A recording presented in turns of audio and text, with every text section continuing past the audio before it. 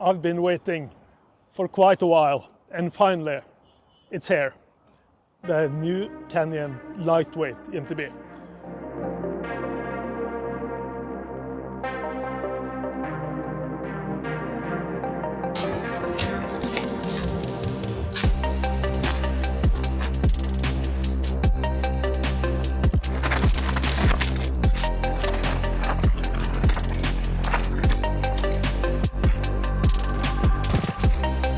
So this wasn't the bike that we were expecting. We were expecting a bike with 150mm travel, as that was missing in their lineup. Yeah, they've got like 140, 160, 170. So of course this one was going to be 150. Now it's just basically it's very similar to the standard Neuron full power EMTB. It's a 29er bike, 140mm travel front and rear. It wasn't a new bike with a new name. It's just the Neuron with a fly added at the end of the name. And that makes us wonder which bike will be next. Will there be more in the Fly lineup? I can think of a few bikes that I would very much like to see. This isn't a super light bike, this is a blend of two bikes. Yeah. Yes. We don't get down to the 16, 17 kilograms category here. No. This one weighs it just above 20 kilos. Yeah, with pedals. With pedals, Yeah. which is a lot lighter than the Neuron. Yeah, we rode the Neuron CF9 a year ago, and this too, the bike we got here is a CF9. This relatively lightweight bike at 19.5 kilos, it's not an SL bike. Canyon didn't call these bikes SL, they call them Fly for a reason, I guess, partly because they aren't really super light. And it's not a super strong e-bike either, but it's still a lot stronger than some of the lightweight motors out there. It's got the new Bosch Performance SX motor with a 600 watts output max. Yeah, the 55 Newton meters motor, and it's, for a lightweight motor, it's very powerful. Compared to a full power, full fat motor, you haven't got all the grunt down low. So pedaling slowly at low cadence, you will feel this isn't a full fat, full power motor. But increasing the cadence, pedaling at above 80 RPM, and it really is very powerful. If you go above 100 RPM, it's 600 watts, and it can compete. It's almost strange when you go from a full power bike, because you get up and you have a bit of a heavy gear, and it feels like there's very little power. And then you switch to one or two higher gears, and then you really have the power output. Yeah, when you start riding this SX motor, yeah, I agree. It's really fun. The motor, you can feel the motor picking up. You get the surge. You want to pedal faster. It's really inspiring.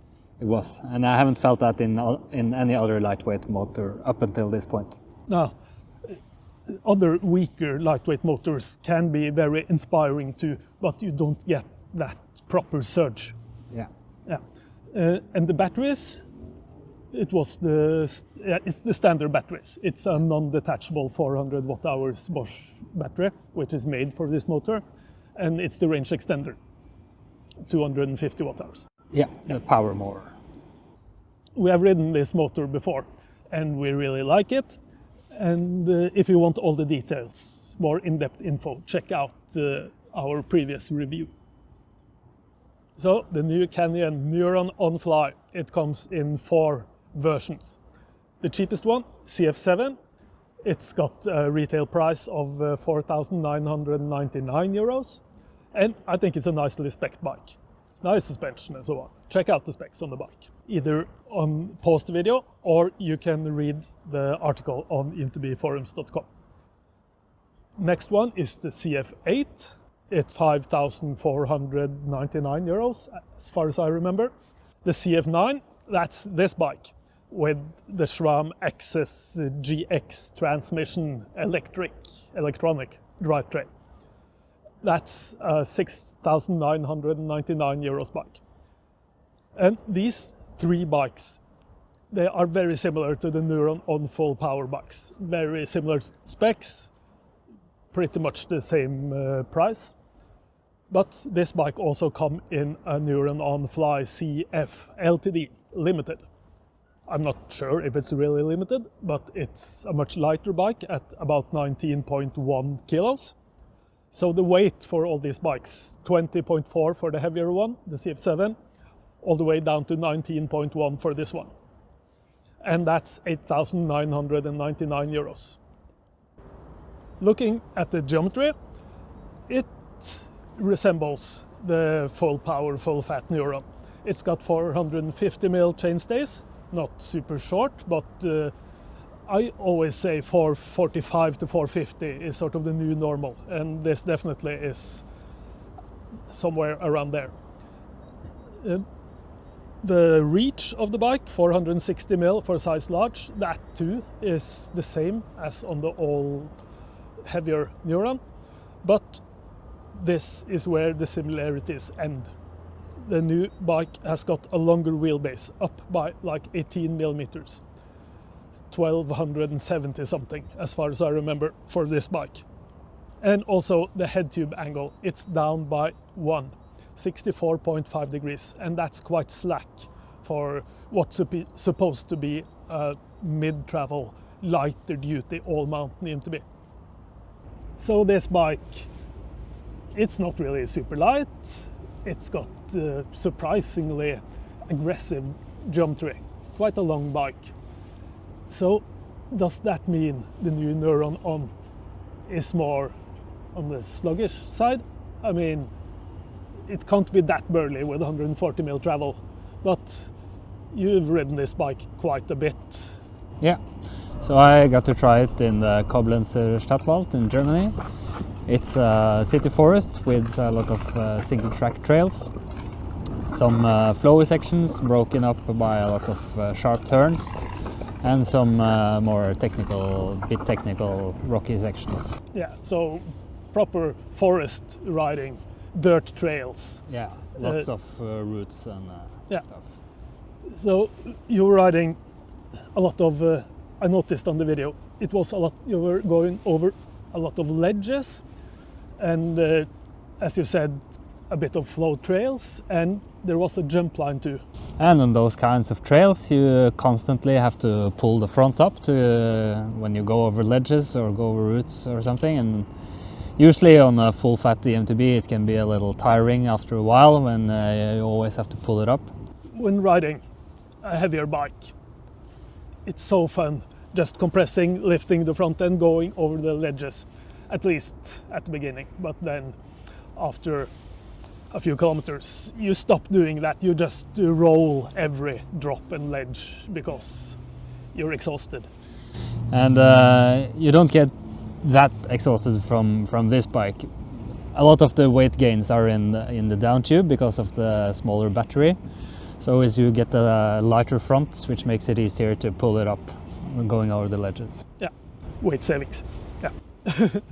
Yeah, because you did several rides, and a few of them were quite long, and coming towards the end of the ride you were still going over the drops, lifting the fronts of the bike. So even though this isn't a super lightweight bike, it was still a very nimble bike that was easy to handle.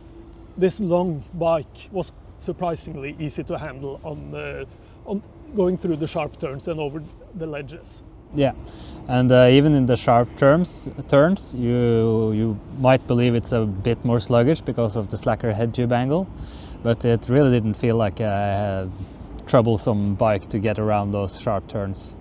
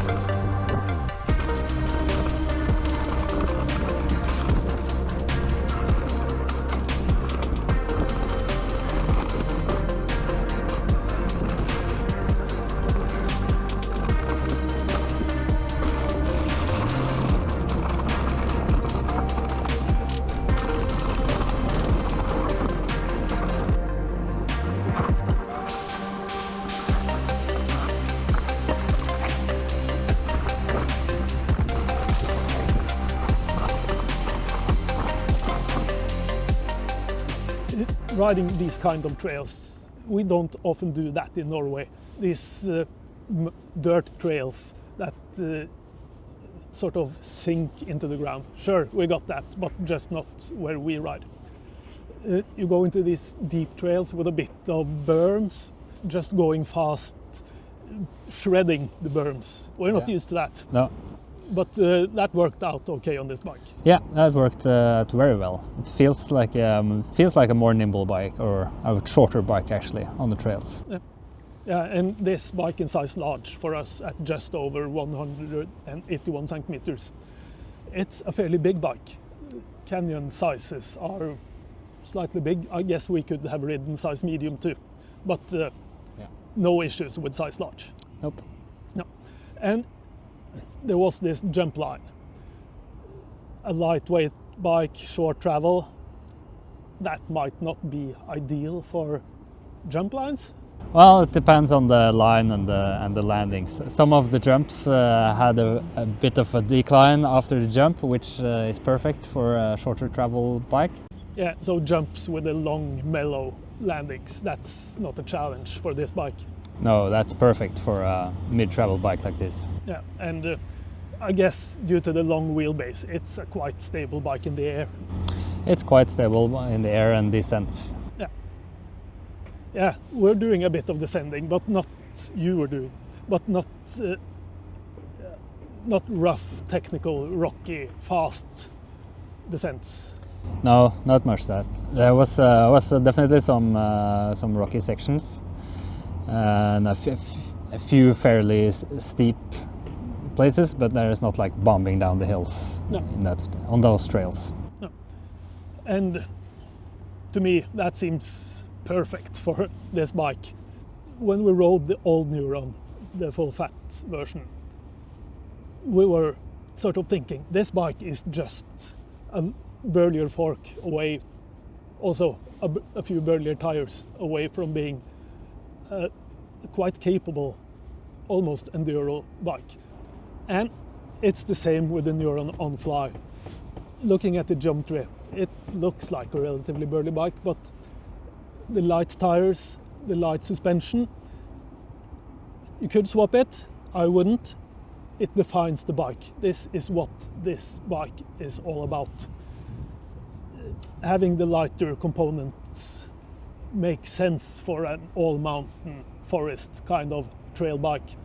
And I guess perhaps in the future other fly, as we talked about, other fly models will be introduced. And if you want a burlier bike, perhaps you want one of those bikes. This one, get it if you want a light, nimble, fun, playful trail bike. Yeah, it's a surprisingly nimble and light-footed bike on the forest trails. And it climbs really well as well. If you're willing to put in a bit of effort, you'll fly up the hills. Yeah, this Bosch motor, the Performance SX lightweight motor, it really is fast, and it can be a great climber. Combined with the 450 chainstays on this bike, you just spin the pedals and it will be quite powerful. It won't be as the full fat motors that you can just pedal slowly 60 RPM and be sort of winched up. You have to put in the effort. And these characteristics, it's what separates this motor from other SL motors. It's what makes this motor and this bike compete with other full power, full fat EMTBs.